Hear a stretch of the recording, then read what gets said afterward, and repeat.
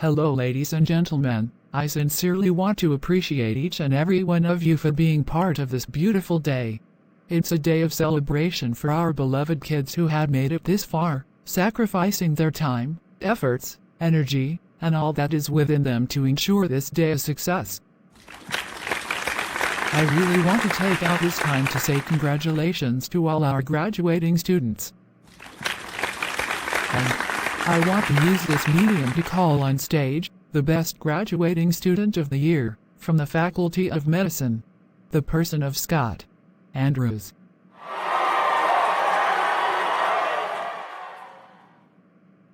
Hello, distinguished ladies and gentlemen, my dearest parents, and my amiable students and colleagues.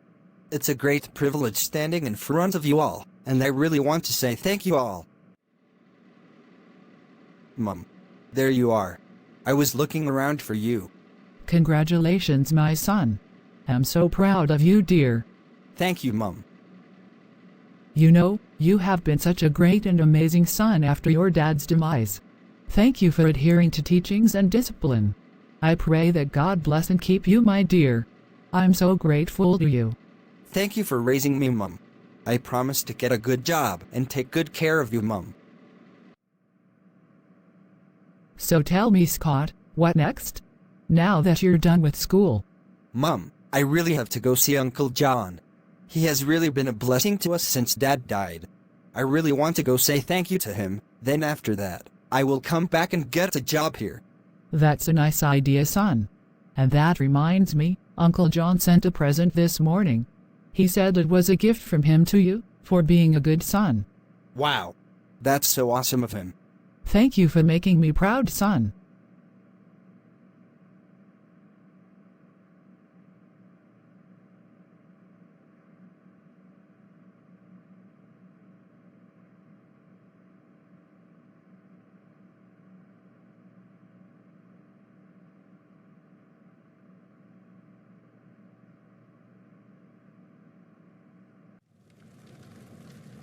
You are welcome, Scott Andrews. Uncle John, what are you doing in this strange place? And why am I here?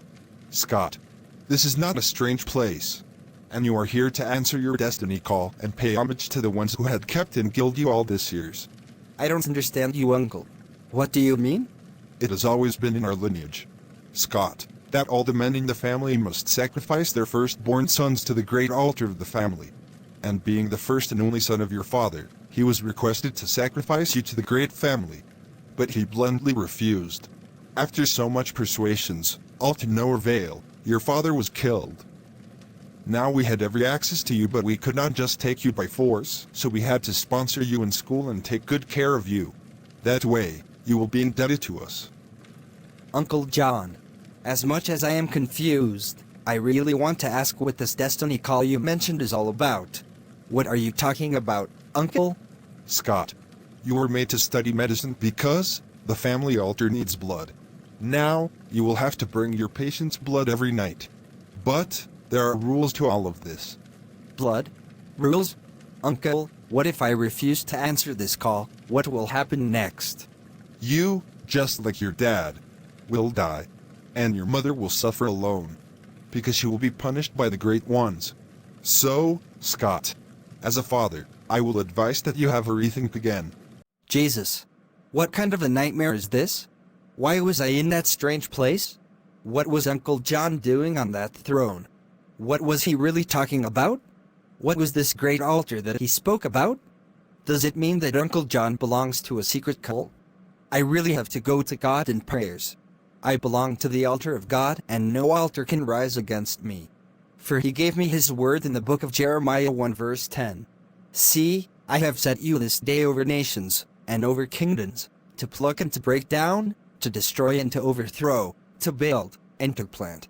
Also the Lord gave me his word in the book of Deuteronomy 7 verse 16.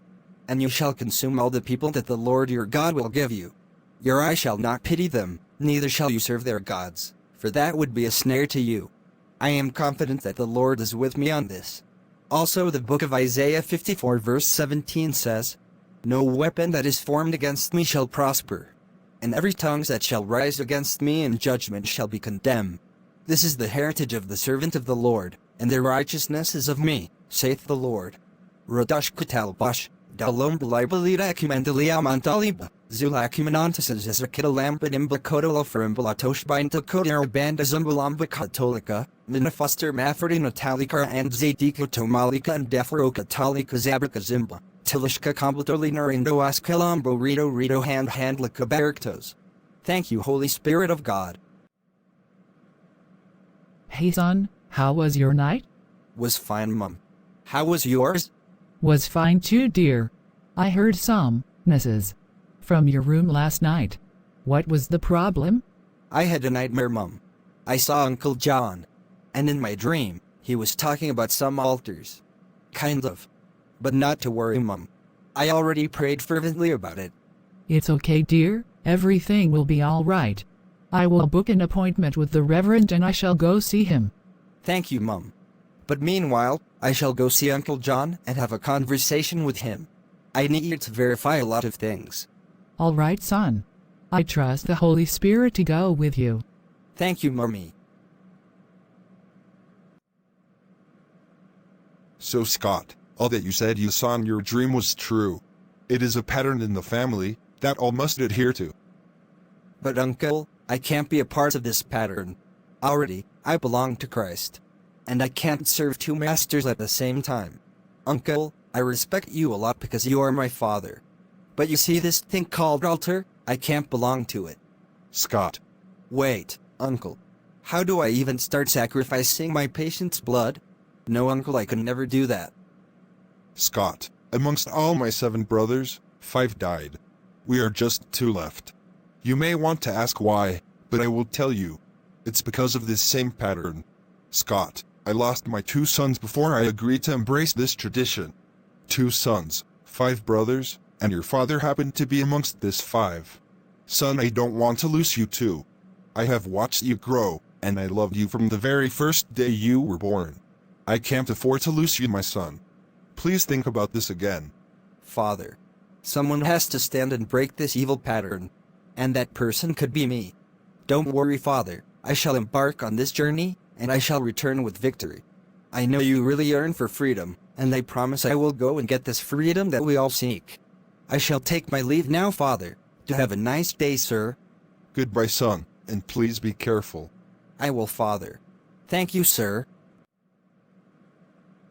Welcome, Great One. How dare you, John?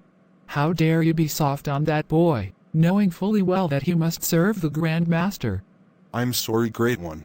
But you know that we can't force that boy, else we lose him, and the whole family will come crashing on us all.